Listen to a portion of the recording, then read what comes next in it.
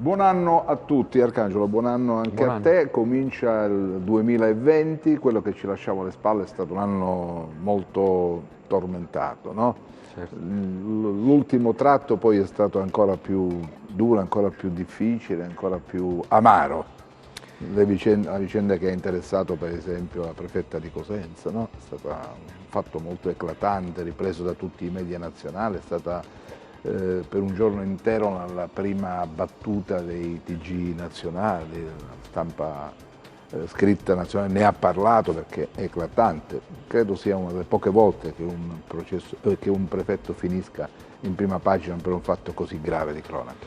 Una cosa squallida perché l'accordo corruttivo prevedeva l'emissione di una fattura falsa da parte dell'Animed di Cinzia Falcone, che è un'imprenditrice cosentina. La proposta del prefetto era: dividiamoci questi 1.200 euro, tu fai la fattura di 1.220, così non sembra uguale al residuo di fondo che è rimasto. Una mascherazione davvero, una dissimulazione davvero banale. Dopodiché mandi la fattura, entro 20 giorni ti pago, intanto anticipi tu la mia parte, 700 euro me li piglio io, 500 tu. Questo scambio, come testimoniato, raccontato dal mio giornale, questo accordo poi viene perfezionato attraverso uno scambio di WhatsApp con un incontro che, pensate, qui raggiungiamo veramente. Intanto la proposta viene fatta nel Palazzo del Governo, nell'ufficio del prefetto, dopo che Cinzia Falcone viene come dire, omaggiata di un atto di benemerenza, di una pergamena di benemerenza per le attività svolte dal prefetto. Il prefetto poi dice a 3 funzionari che sono con lei nella stanza: adesso andate che devo parlare con la Falcone. La Falcone fa la proposta, la Falcone riceve la proposta. Siamo nella sera del 23 dicembre, noi abbiamo pubblicato pure la foto, l'ultima foto insieme della Falcone e la prefetta. L'imprenditrice torna a casa, trascorrono alcune ore, si consiglia con i familiari, decide la sera stessa del 23 dicembre, intorno alle 11:30, alle 23:30, di denunciare tutto. Si affida alla squadra mobile guidata da Fabio Catalano, che è un poliziotto promosso per meriti speciali. Quindi lei chiama che non ha paura. Il capo della squadra mobile? Certo, che chiede di parlare in piena notte col capo della squadra mobile alle 23:30, il quale, essendo un uomo di esperienza, promosso per meriti speciali, autore di tantissime indagini lontano da qui, in Calabria, in Sicilia, eccetera, capisce la verità. Avverte il questore Giovanna Petrocca, che è un altro poliziotto di altissimo profilo e capacità e coraggio, avverte immediatamente il capo della polizia, Franco Gabrielli, e procedono all'indagine. L'accordo tra il prefetto e l'imprenditrice, che ha denunciato tutto, prevede un incontro dopo Natale. La Falcone fa un messaggio WhatsApp al prefetto dicendole che per il caffè è tutto pronto, quindi che hai messo la fattura, cioè il prefetto le risponde che ho tanta stima di te, faremo tante cose insieme, vedrai, quindi grandi cose. Non so a cosa si riferisse. Dopodiché si incontrano il 28, sempre concordando l'appuntamento tramite WhatsApp.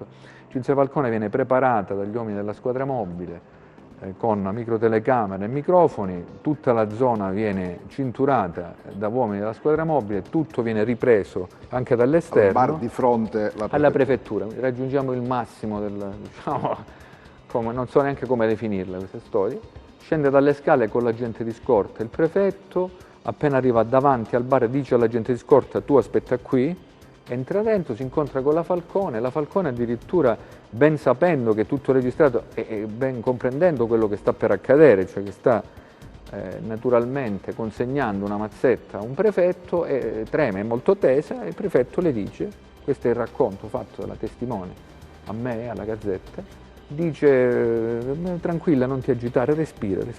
Di far lei la prefetta alla Falcone. Cinzia Falcone. E quindi insomma si perfeziona questa cosa. Quando esce dal bar, la Falcone va per i fatti suoi, viene subito affiancata da un poliziotto, la prefetta viene immediatamente fermata dal capo della squadra mobile. E qui immaginate l'imbarazzo, ma anche il coraggio di questo funzionario di polizia, cioè qui bisogna dire le cose come stanno, che le dice: le vuole parlare il procuratore, venga con noi. Lei risponde, forte del suo ruolo: no, deve venire il procuratore da me. Dice: no, guardi, deve venire in questura, eccellenza, perché la mettono in macchina, la portano in questura.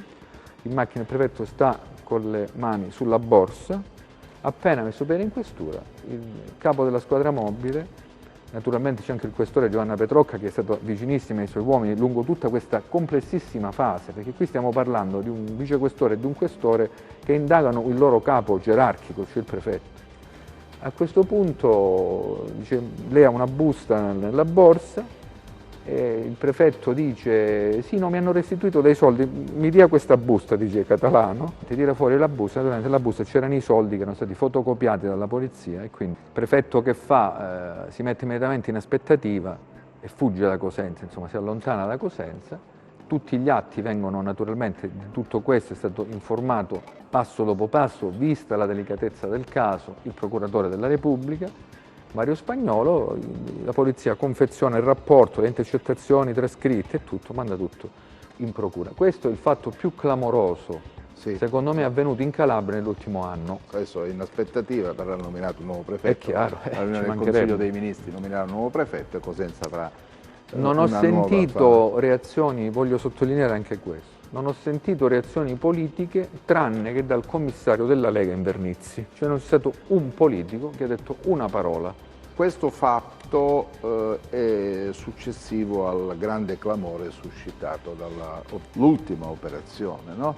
L'ultima operazione che ha portato all'arresto di 300 persone, 334 persone, indagati 416, insomma i numeri sono davvero importanti, interessanti e qui anche questa è stata un'operazione eclatante che ha suscitato un vespaio immenso di polemiche, no?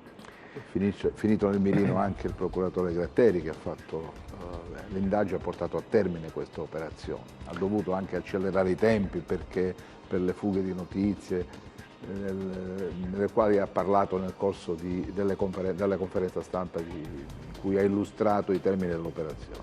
Non c'è dubbio che si tratta della più grande operazione condotta contro il clan Mancuso, stiamo parlando dei Mancuso di Rimbadi, 11 fratelli, una storia criminale da patriziato dell''ndrangheta, alleati da sempre delle grandi cosche storiche della piana di Gioia Tauro e non soltanto, con promanazioni, propagini in tutto il resto d'Italia, il cui capo storico, Luigi Mancuso, Zi Luigi, che aveva scontato una ventina d'anni di carcere a seguito della maxi inchiesta Tirreno condotta dalla DDA di Reggio Calabria negli anni 90, lo Zi Luigi Mancuso torna in galera, ma soprattutto attraverso questa inchiesta si dimostra che egli è stato ed è uno dei patriarchi dell''ndrangheta calabrese, un uomo in grado di, come dire, interferire in qualsiasi cosa, legato in particolare anche ad alcuni mondi per il tramite, questa è la tesi d'accusa, anche di un avvocato molto noto che è stato anche ex parlamentare, attraverso il quale esercitava questo suo potere, che poi si rappresentava anche attraverso queste cosche satelliti che c'erano in tutto il Vibonese e che naturalmente poi esercitavano la loro influenza anche fuori dal Vibonese. Certo, la parola di Zi Luigi Mancuso, come si rileva dalle intercettazioni che ci sono agli atti di questa monumentale indagine, pensate 13.000 pagine tra dichiarazioni, intercettazioni, pedinamenti, verbali di pentiti, c'è di tutto. Ecco, come si dice in alcune intercettazioni di questa inchiesta, Zi Luigi Mancuso era uno che se fosse stato libero avrebbe impedito addirittura 12 omicidi che sono avvenuti nell'ultimo periodo sì, nel Vibonese. Un personaggio chiaramente veramente di primo piano, un patriarca insomma, della mafia calabrese, colpito al cuore. Devo dire anche che questa inchiesta ha mostrato l'efficienza assoluta dei carabinieri, i carabinieri in tutte le loro articolazioni, quella che chiamo l'FBI italiana, cioè dal ROS, reparto operativo speciale, un reparto d'élite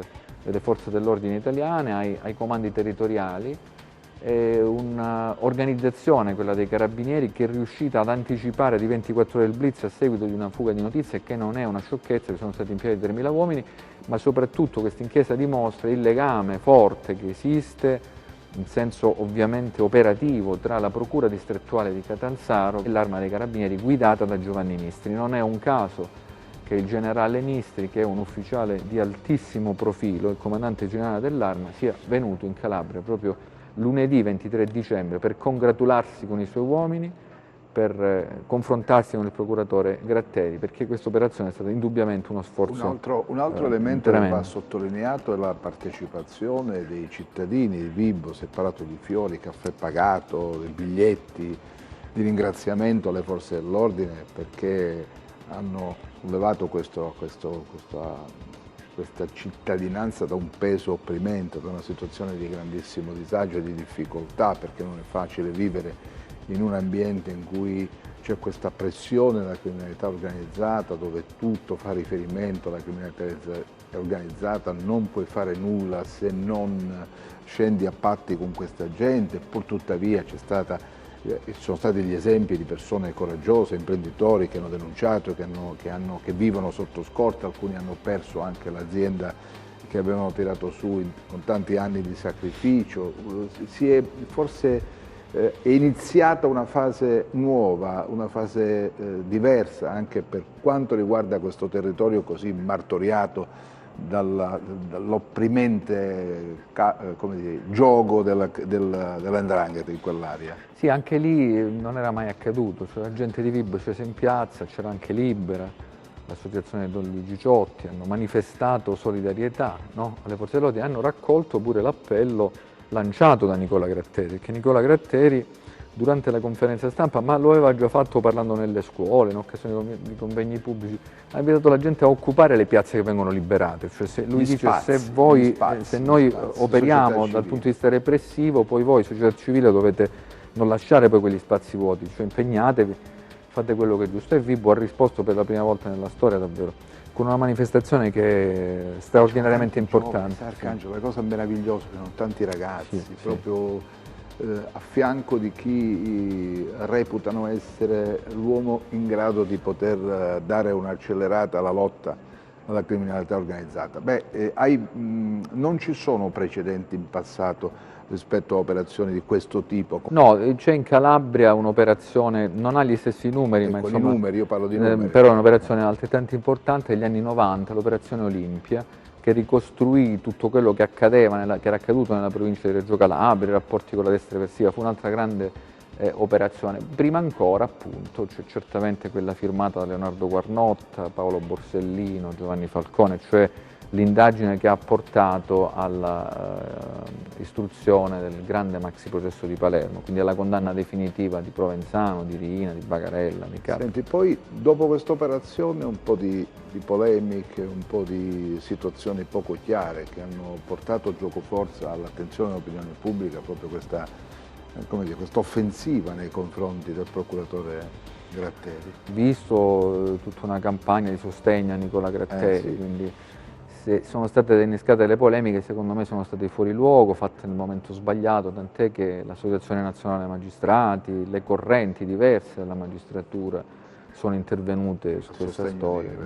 Riavvolgiamo ancora il nastro, andiamo ancora dietro le operazioni che hanno interessato la politica, per esempio, no? Certo. Queste sono state traumatiche, molto, molto forti, molto sentite, molto vibranti.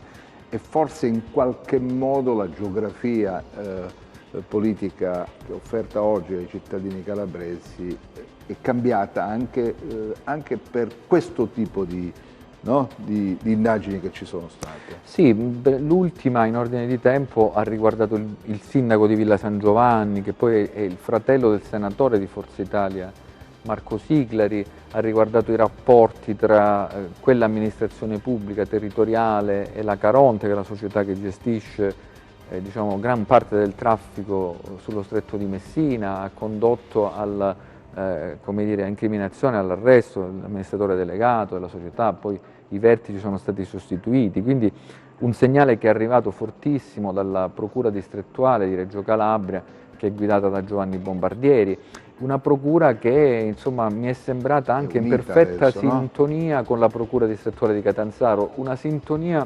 dimostrata in occasione di un'altra grande operazione condotta in Calabria ed in Umbria, cioè le due procure, Catanzaro e Reggio Calabria, hanno colpito le cosche calabresi in Umbria. Un locale di San Leonardo di Cutro che aveva messo basi in Umbria ed un locale, quello di Siderno, importantissimo, che aveva messo basi nella regione del Poverello d'Assisi, e lì si è scoperto insomma, che avevano fatto investimenti immobiliari, che truffavano le banche, che facevano una serie di cose strane, addirittura cercavano vigneti da impiantare, da sfruttare per mandare poi il vino in Canada, il Canada che non è un posto scelto a caso, nel Canada a Toronto in particolare, ad Hamilton, nella grande area, diciamo, metropolitana di Toronto da sempre, l''ndrangheta calabrese a base, soprattutto a base l''ndrangheta sidernese, per via di un vecchio capo che era Antonio Macri, che creò la cosiddetta filière canadienne e che insediò proprio a Toronto un capo storico, Mike Cracco, che poi è morto per cause naturali. Sindaci finiti nelle maglie della magistratura, tu parlavi prima del sindaco di Villa San Giovanni, parliamo del presidente dell'ANCE Calabria, nonché sindaco di Pizzo Callipo, parliamo del sindaco di Crotone, parliamo del sindaco di Scalea, insomma il quadro che restituisce questo anno che si è chiuso, insomma, non è dei più esaltanti. Un cittadino calabrese comincia ad avere, ma chi dobbiamo avere fiducia? Insomma, certo, perché poi alla fine se le istituzioni sono le prime a rappresentare una sorta di malagestio o cose poco chiare, certo poi bisogna vedere se tutto reggerà nel momento in cui si andrà in aula, però al momento le accuse ci sono, il peso c'è e la sofferenza da parte dei cittadini calabresi c'è tutta, giustamente. Nel caso del sindaco di Scalea, Gennaro Licursi, il sindaco non solo si è dimesso ma ha pure chiesto di patteggiare, quindi ha messo la sua responsabilità. Lì lui non era indagato per questioni inerenti al comune, ma perché si assentava dal posto di lavoro, quindi truffa in danno dello Stato. Altri sindaci si difendono, insomma bisognerà capire come andranno a finire tutte queste storie. Il segnale è un segnale devastante, ma d'altronde o per le commistioni con le organizzazioni mafiose, o per i casi di corruttela, o perché insomma in qualche modo sia una gestione allegra dei comuni, quindi abusi d'ufficio, le turbative d'asta, insomma il quadro che ci restituisce il 2019 è un quadro, diciamo, poco incoraggiante. Tenete conto pure che in mezzo a tutto questo si muovono le indagini contro l'ultimo governatore della Calabria, contro Mario Oliverio, le indagini che hanno riguardato i lavori di costruzione dell'aviosuperficie di Scalea, del grande impianto di risalita di Lorica. Destinatario anche di un obbligo di dimora, certo, no? Certo. Cioè, quindi sono cose che hanno fortemente toccato. Quell'indagine della DDA di Catanzaro ha coinvolto anche alti dirigenti regionali, insomma è un quadro come dire, frastagliato, che però fa capire l'esistenza di uno sfilacciamento, insomma, no? Nell'organizzazione complessiva della pubblica amministrazione, e quindi nel cittadino una situazione del genere insinua una serie di dubbi. E poi tutte le inchieste che hanno sgominato organizzazioni criminali, la droga in primo piano, no? Sì, quante operazioni contro trafficanti di droga ci sono state? Pensate il sequestro davvero di centinaia di chili in un sol colpo, compiuto grazie alla Procura distrettuale antimafia di Reggio Calabria nel porto di Gioia Tauro, cioè a un certo punto sono comparsi 1300 kg di cocaina, un valore spaventoso. Pensate contestualmente per esempio ad un'indagine simbolo pure per l'articolazione, la dinamica che ha avuto e la capacità che hanno mostrato gli investigatori italiani, l'indagine condotta per far luce sull'omicidio dell'avvocato Francesco Pagliuso, ricostruita con un lavoro davvero spaventoso di intelligence, mettendo insieme immagini, cose, e si è arrivati proprio nelle ultime settimane del 2019 alla richiesta di rinvio a giudizio per l'intero gruppo che si è ritenuto responsabile, quindi non solo è stato individuato il killer presunto fino a prova contraria, ma la moglie che era sua complice, ma pure l'organizzazione che aveva decretato la morte dell'avvocato. Però Arcangelo, la cosa interessante di l'anno che si è chiuso nelle operazioni della magistratura, delle forze dell'ordine, è stato questo continuo collegamento con fatti che nascono in Calabria e poi rapporti con le altre aree del paese, queste drine, queste organizzazioni che gestivano, controllavano lontano dalla Calabria interi settori produttivi, no? Certo, pensate all'indagine, no, ecco, ci arriviamo, no, pensate all'indagine pure della Procura di Catanzaro condotta insieme alla Procura di Lamezia, quindi con la Gratteri e Salvatore Curcio, 2 procuratori capo, su il traffico di rifiuti dal nord Italia alla Calabria. Per la prima volta è stato scoperto un'altra cosa terrificante, che tutti sospettavamo. Pensate a quello che è stato interrato nella Sibaritide, a quello che è stato interrato nella Piana di Gioia Tauro, pensate all'incidenza di tumori che proprio attraverso un rapporto riservato del Ministero della Salute conosciamo nelle zone interessate dagli interramenti, la Piana di Gioia Tauro, il Lamentino, la zona sibarita, quindi l'Alta Calabria, la Calabria centro-settentrionale ionica, ecco proprio lì venivano interrati rifiuti. Questa indagine clamorosa delle 2 procure insieme, il rapporto di perfetta sinergia tra Curcio e Gratteri dimostrano l'esistenza di questo traffico finalmente. Era da tempo però che non si indagava sui rifiuti, no? Si è sempre lanciato l'allarme. Ma nessuno ha mai trovato niente. Le associazioni ambientalisti hanno sempre detto attenzione che qui ci sono alcune zone fortemente contaminate. Vabbè, ma hanno ragione. Certo. Hanno ragione perché questa operazione fatta in sinergia Catanzaro-Lamezia ha tirato fuori qualcosa. Certo è l'inizio anche questo, certo. No? Perché non si esaurisce lì. La questione dei rifiuti speciali che sono stati interrati in Calabria merita un approfondimento maggiore ed una incisività nell'azione finalizzata a scoprire certi misteri che avvolgono questa terra è necessaria. Non c'è dubbio, con Gazzetta del Sud, il mio giornale, il giornale per cui lavoro, abbiamo più volte fatto approfondimenti su questi. Un'altra operazione secondo me che merita di essere ricordata perché compiuta a ridosso del Natale. Le mazzette, le tangenti alla mafia si pagano in alcuni periodi dell'anno precisi, le feste pasquali, Ferragosto e Natale.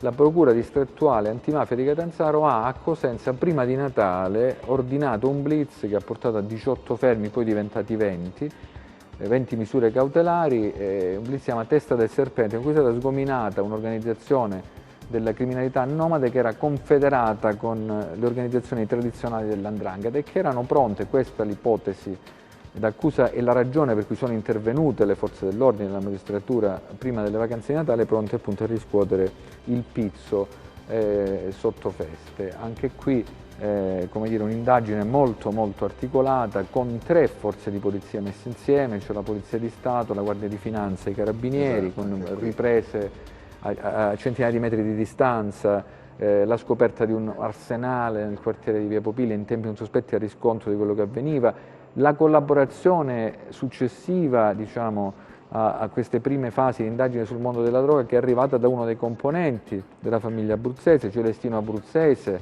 detto Micetto, insieme alla moglie, Anna Palmieri, il coinvolgimento, e qui ci leghiamo a temi nazionali, in questa inchiesta di un fratello di Abruzzese accusato proprio da Germano, che tra l'altro è un cantante neomelodico che si faceva chiamare, lo trovate su YouTube, come Franco Brezza. Insomma, un altro squarcio su un mondo criminale, magari quello dell'Alta Calabria, che è stato probabilmente in passato sottovalutato. Sì, c'è questa rinnovata attenzione anche verso fenomeni che muovono le mosse da questa parte della Calabria, però ha attraversato, diciamo, l'inchiesta hanno attraversato nord-sud nella nostra regione, a testimonianza del fatto che non esiste un'area in cui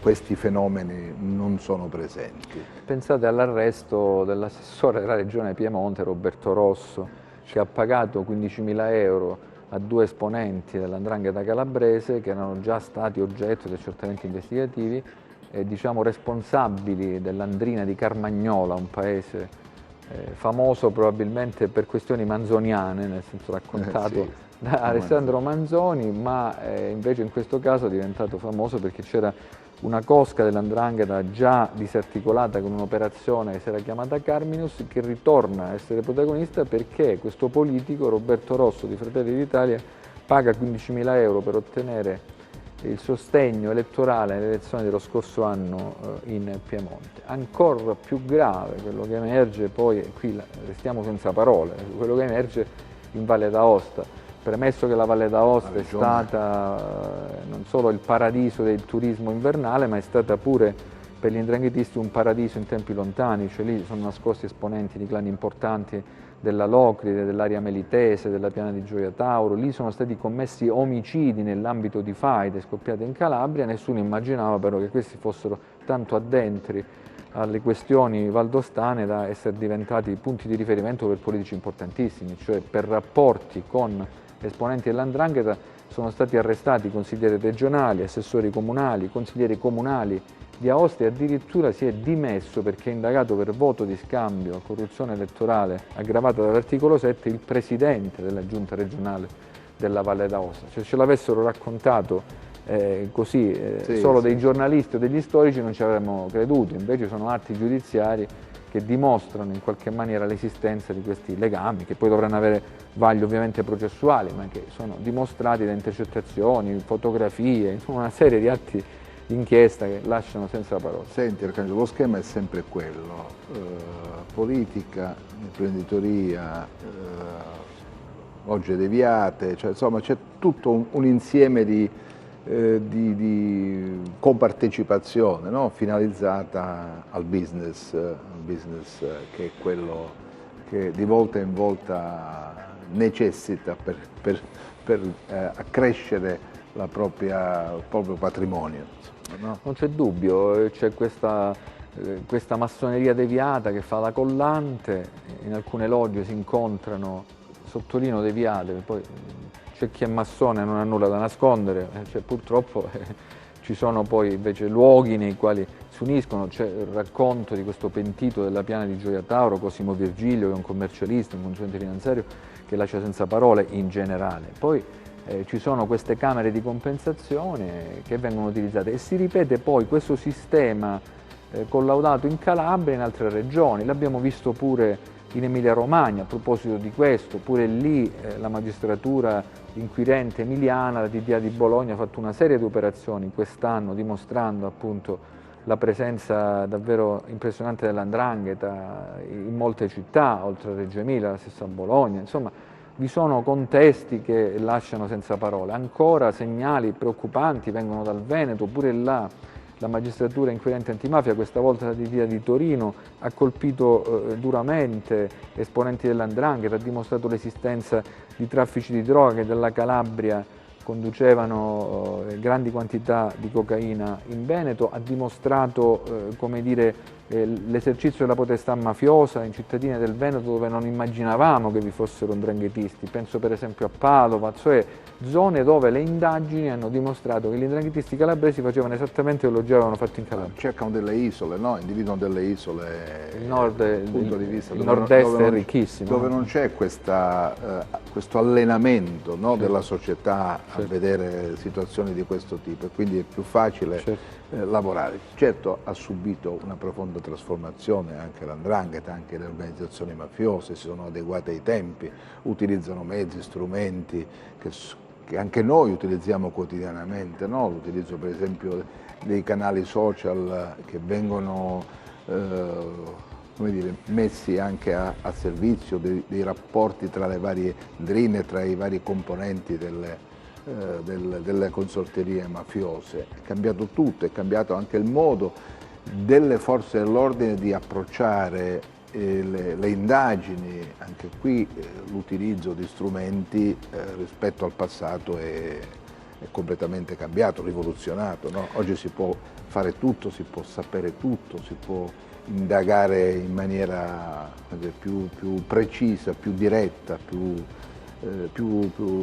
immediata. Il vice capo della polizia Vittorio Rizzi, che comanda il dipartimento proprio della polizia criminale, ha proprio annunciato che il 2020 sarà l'anno di svolta mondiale della lotta all''ndrangheta, quindi vuol dire che le forze italiane stanno lavorando con le altre polizie di tutti i continenti per riuscire a colpire, e questo l'anno pure nel quale è stata fatta luce, per esempio a proposito di altri continenti, sulla morte di un avvocato, Joseph Acquaro, un avvocato ammazzato in Australia, e che era insomma un avvocato molto importante di Melbourne. Si pensava ad una guerra, diciamo, tra clan, essendo questo avvocato difensore di molti boss calabresi, invece poi si è scoperto che è stato ammazzato da uno che ha fatto dei lavori in questo grande esercizio commerciale di cui l'avvocato era proprietario, che pretendeva più soldi di un altro calabrese. Siccome l'avvocato non gli aveva dato abbastanza soldi, poi l'ha ammazzato. È stato l'anno questo nel quale gli australiani hanno cercato pure di far luce sull'omicidio di Pasquale Barbaro, originario di Platì. Pat Barbaro ammazzato a Sydney invece, ma sembrerebbe ucciso da un gruppo rivale composto da delinquenti, trafficanti di droga medio orientali, con i quali quest'uomo certamente vicino all''ndrangheta era entrato in contrasto. Ecco, poi ci sono le storie canadesi, sono stati ammazzati molti Anche calabresi questo, lì, a Toronto, a Montreal, anche si incrociano, vedete, le storie delle nostre mafie, le mafie calabresi poi diventano mafie anche in altri stati, non solo nel resto d'Italia ma anche nel resto del mondo. Siamo in chiusura, ma che cosa ci lascia questo 2019? Ci lascia tanta amarezza per quanto è venuto fuori dall'indagine, ma anche come dire, la convinzione che siamo entrati in una fase completamente nuova, che lascia ben sperare un futuro diverso di questa terra, sapendo che oggi gli organi inquirenti, la magistratura, le forze dell'ordine e anche le forze sociali che sono attente, le istituzioni, quelle che hanno a cuore le sorti di questa regione, mostrano una rinnovata attenzione verso il malaffare, nel combattere il malaffare. Ci sono strumenti, ci sono mezzi, ci sono uomini. C'è una società civile che finalmente fa sentire la sua voce, allora è il momento davvero di liberarci di questo fardello pesantissimo. Non c'è dubbio, il 2019 dimostra al mondo sì che in Calabria c'è l''ndrangheta, che l''ndrangheta è un fenomeno criminale, come dire, esportato anche in altre regioni italiane, in altre aree del mondo, ma che in Calabria pure ci sono gli uomini e le forze migliori per combattere l''ndrangheta, e molte delle indagini di cui abbiamo parlato lo dimostrano. È tutto, grazie, ci vediamo al prossimo incontro, arrivederci, buon inizio 2020 a tutti. Buon anno, arrivederci.